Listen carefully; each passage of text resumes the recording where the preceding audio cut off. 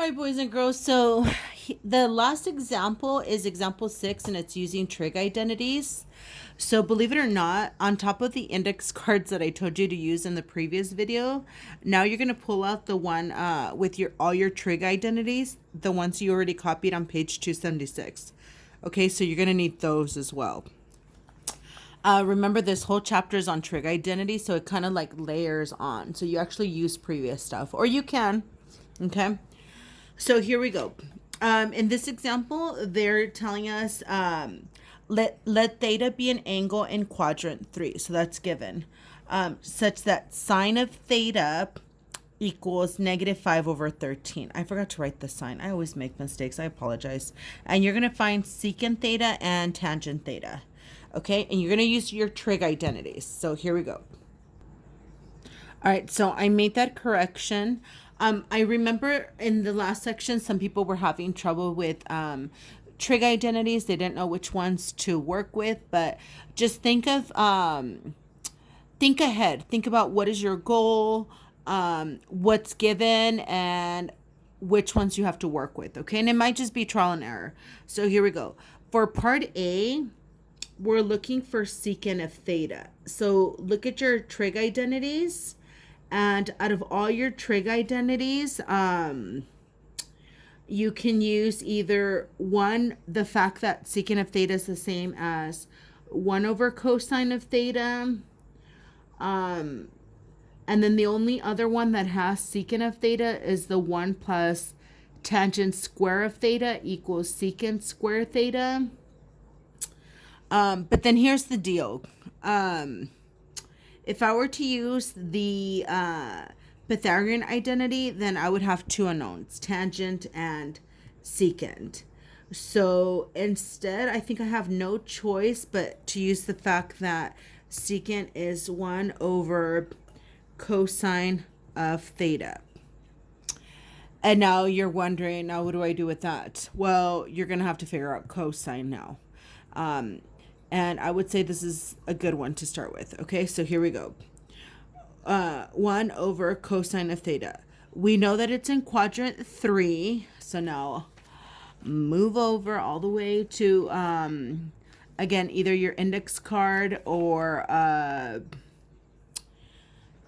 page, I think it was 285. Okay. So in quadrant 3, we know that cosine is negative. So keep that in mind. Okay. 1 over cosine, whatever we get for cosine, we know that it's going to be negative. Okay. So keep that in mind. Okay. So now you're wondering, how do I find cosine if I don't know what secant is, but I'm given sine? Okay. So here's when you use your other Pythagorean identity. You use the fact that sine square theta plus cosine square theta equals 1. Oops. Sorry. Okay. Because from here, I can find cosine square theta. So now watch. Sine square theta, we know that the value of sine theta is negative 5 over 13. So I'm going to put negative 5 over 13. And of course, it has to be squared plus cosine of square theta equals 1. Okay. And in order for me to solve for cosine, I'm going to subtract negative 5 over 13 squared. Okay. And I'm going to show you in a calculator. Now, I can do this by hand, but I'm just going to show you in the calculator. Okay. So here we go. I'm going to write math and I'm going to write it as a fraction. Okay. So this is going to be negative 5 over 13. You know what? If I don't put parentheses, it's going to give me a negative. So I'm going to put parentheses. Although I know I should end up with a positive and then square. So it should give me 25 over 169. Okay. So you're going to write that down.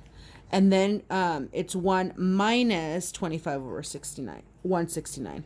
So 1 minus, and then math 25 over 169.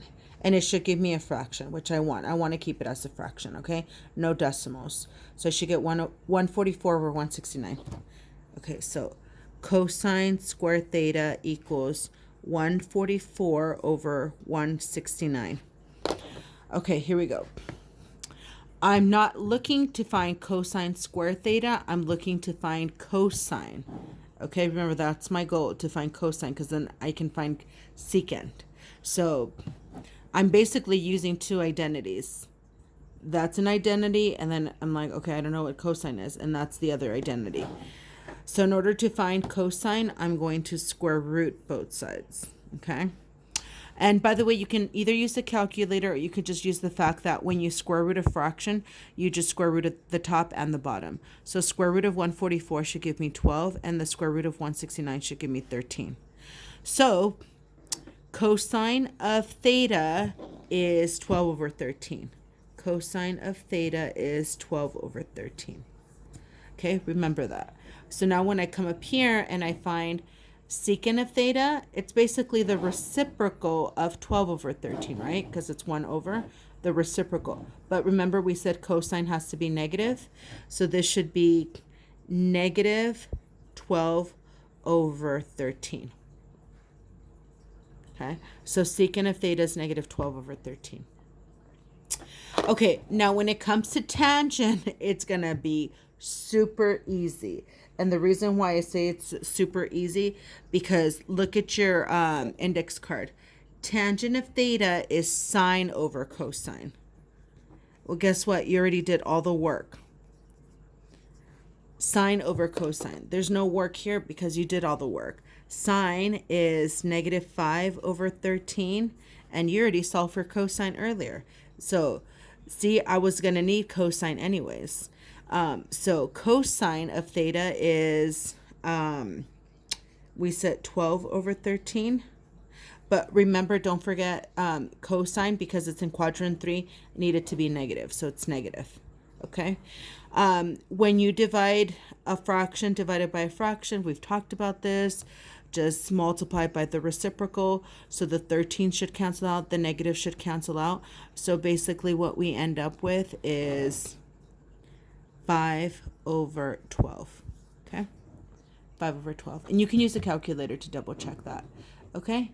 And that's it, guys. And this is us evaluating, okay, using trig identities.